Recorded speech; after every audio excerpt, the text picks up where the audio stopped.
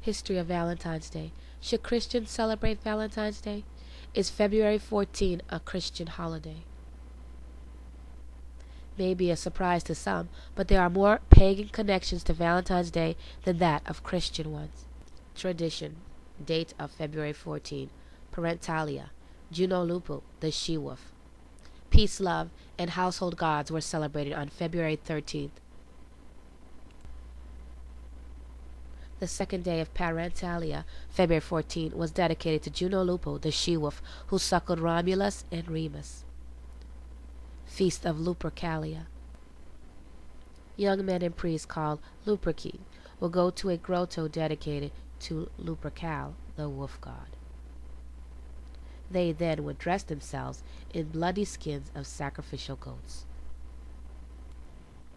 Afterwards, in an act of purification, run a course through the city of Rome and Juno Lupo's cave around the Palatine Hill,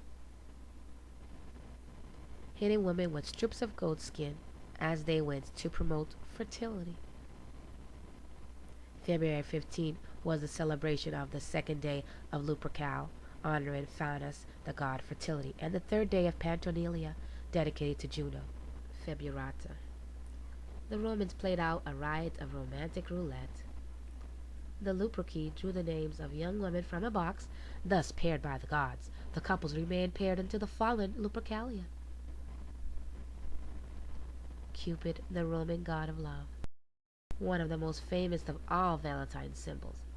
As the son of Venus, he is often depicted as a mischief-winged child whose arrows pierce the hearts of the victims, causing them to fall in love.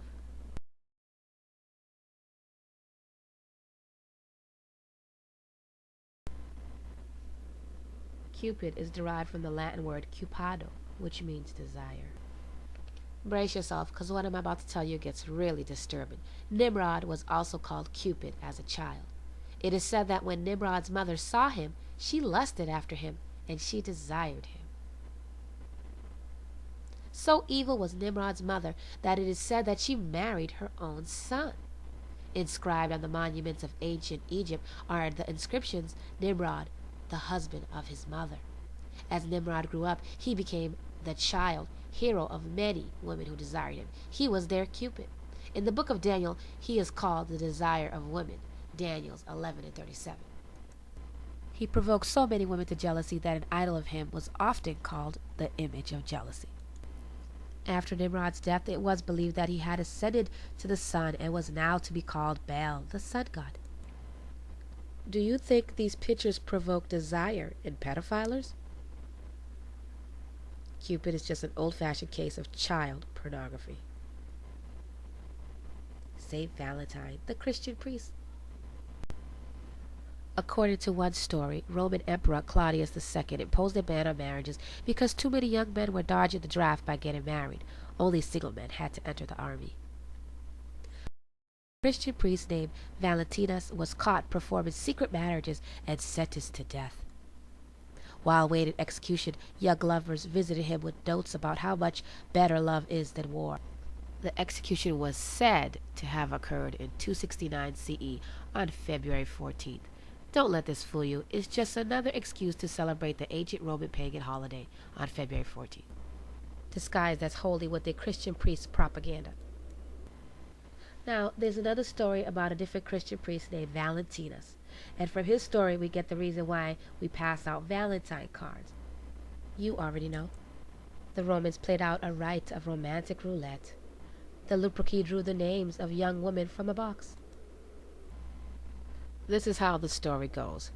This Valentinus was a priest jailed for helping Christians. During his stay, he fell in love with the jailer's daughter and sent her note signed, "From your Valentine." Paganism and Christian together thanks to the Catholic Church. But if you know your history, the religious leaders won't fool you. In 469, Emperor Gelasius declared February 14th a holy day in honor of Valentinus instead of the pagan god Lupercus. This allowed Christianity to take over some of the celebrations of love and fertility, which had previously occurred in the context of paganism. Pagan celebrations were reworked to fit the martyr theme. The church's version replaced a lottery of lovers with the lottery of saints. Instead of drawing names of young maidens from a box, Christians pulled out saints.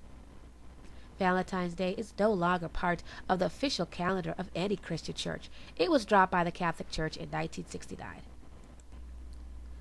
A return to a more pagan-like celebration of February 14 is not surprising, and neither is the overall commercialization of the day. The Catholic Church helped to make Valentine's Day a cultural holiday, and now it's all about the dollar bills. Valentine's Day, a commercial holiday. Hundreds of millions of dollars are spent on chocolates, candy, flowers, dinners, hotel rooms, jewelry, and other gifts used to celebrate February 14th.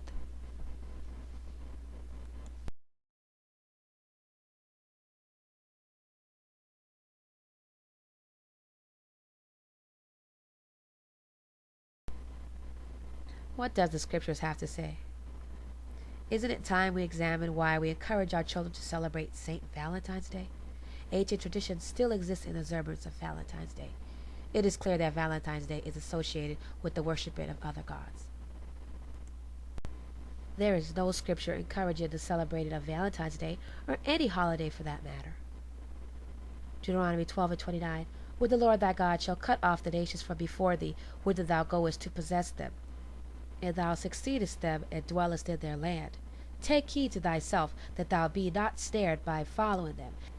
After that they be destroyed from before thee, and inquire thou not after their gods, saying, How did these nations serve their gods? Even so will I do likewise. Thou shalt not do so unto the Lord thy God, for every abomination to the Lord which he hateth have they done unto their gods, for even their sons and their daughters have they burnt in the fire to their gods.